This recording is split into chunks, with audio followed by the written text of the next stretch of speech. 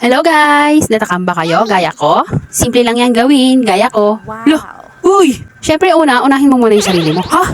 Wait, may drama. Kawali pala na may mantika. Ano ba yan? Pati ako nalilito na. Tapos, gisa-gisa tayo ng bawang sibuyas. Gisa nating maigi para lumabas ang lasa at aroma. Mas masarap kasi pag gisang-gisa ang bawang at sibuyas, lalo na pag marami. Kaya lang sa panahon ngayon, mahal ang mga bilihin. Sana all mahal. Agoy! Ano ba yan? Kung saan na tayo napupunta? Back to the topic na tayo. Sutay-sutay lang. Hala, sutay-sutay! Social ka, te? May nalalaman ka pang sutay-sutay? Igigisa lang kasi. Siyempre, isusunod na natin yung karne. Tapos, isasangkot siya natin. Isasangkot siya? Ha? Ang daming alam. Magluto ka na lang dyan. Siyempre, yung karne natin ay napakuluan na natin ng 2 hours yan. Bago natin isinangkot siya. Sangkot siya na naman. Anyway, ito na talaga. Sinama ko din dyan yung pinagpakuluan natin ng sabaw. In English, broth. Uy, dami mong alam, magluto ko na lang. Di na tayo natapos dyan. Ito na talaga, totoo na. Nilagay ko na nga dyan yung tomato paste. Hala, ba't may ganun na naman? Kalahati nga lang yung nilagay ko kasi konti lang yung karneng aming niluto. Hinati nga lang namin tong 2 kilo para iba-ibang luto ang magawa namin. Kasi nakakasawa naman kung puro ganyan lang, di ba?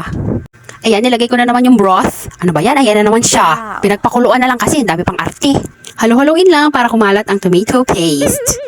At the same time, para manuot ang lasa doon sa karne. Pag nakikita nyo ng malapot, dagdagan na natin ng broth. Mas masarap kasi siya pag maraming sabaw. Sabaw? Sauce kasi yun. Para sauce pa lang, ulam na. Siguradong mapaparami ka ng kanin dito.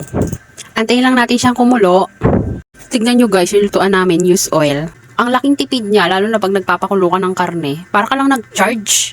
Hindi po ito sponsored, share ko lang. Bida ang saya. Anyway, balik tayo sa niluluto natin. Ayan, nilagyan ko na ng paminta. Gusto ko marami. Depende sa inyo kung gaano karami. Malaki na kayo. Char. Sinunod ko na nga dyan yung toyo. Hindi yung toyo nyo sa ulo, ah. Char. Yung totoong toyo talaga. Yung soy sauce. Ay, naku, sosyal na naman. Pampalinamnam kasi to at pampadagdag din ng kulay. Para makulay ang buhay. Yes! Ay, ang dami niya talagang alam. Ayan na nga, halo-haloin na natin.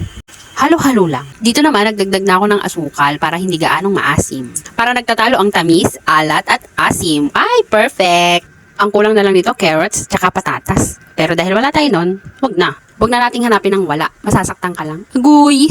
Halo-haloin lang natin para balance ang lasa. Nahalo na nating maigi, lumapot na siya, titikman na natin. My favorite part! Ihip-ihip lang para di mapaso. Ay, bongga, syrup yun. O diba, simpleng gawin, meron na kayong easy caldereta. Taob na naman ito ang kaldero ng kanin.